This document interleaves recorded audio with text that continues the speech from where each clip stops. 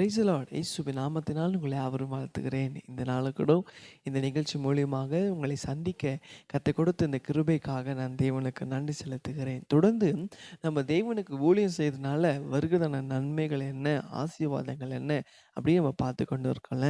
நிச்சயமாய் நீங்க யாரெல்லாம் ஊழியம் செய்றேன்னு ஒப்பு கொடுத்தீங்களோ, கர்த்தர் உங்களை கனப்படுத்த போகிறார். கர்த்தர் உங்களை ஆசீர்வதிக்க போகிறார். ஆமென்.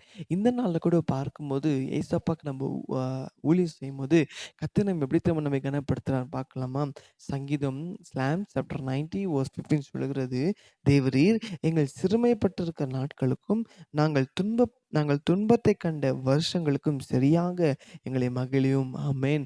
அங்க பார்க்கும்போது அங்க ஜனங்க சொல்றாங்க, தேவரீர் நாங்கள் சிறுமைப்பட்ட நாட்கள், அதாவது நாங்க துன்பப்பட்ட வருடங்கள். ஆமென். போன வருஷம் நீங்க நீங்க கூட கேட்கலாம், போன வருஷம் எத்தன குறைகள் தெரியுமா?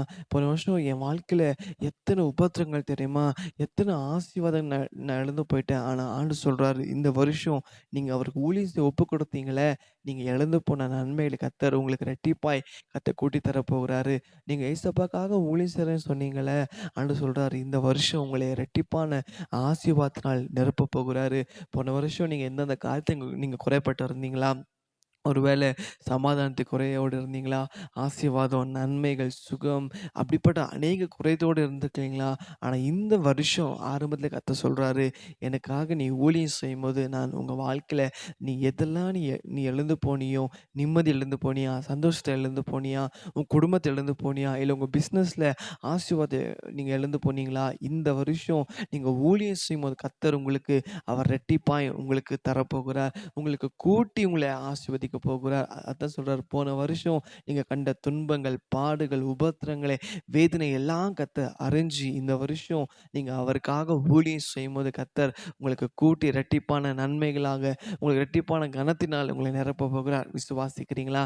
ஜெபிக்கலாமா? ஆண்டவரே, ஏதோ இந்த வேலை கூட சுவாமி அப்பா ஊழியத்தை செய் என்று அப்போ ஒப்பு கொடுத்த ஒவ்வொரு பிள்ளைங்க வாழ்க்கையில் ஆண்டவரே அப்போ அவங்களை கனப்படுத்துகிற தேவனாக இருக்கிறீங்க.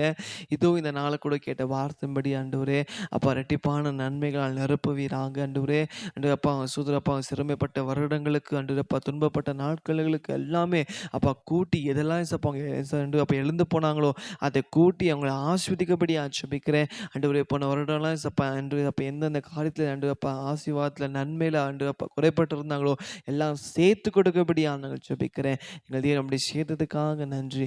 இயேசுவின் நாமத்தில் பிதாவே. ஆமென். ஆமென். God bless you.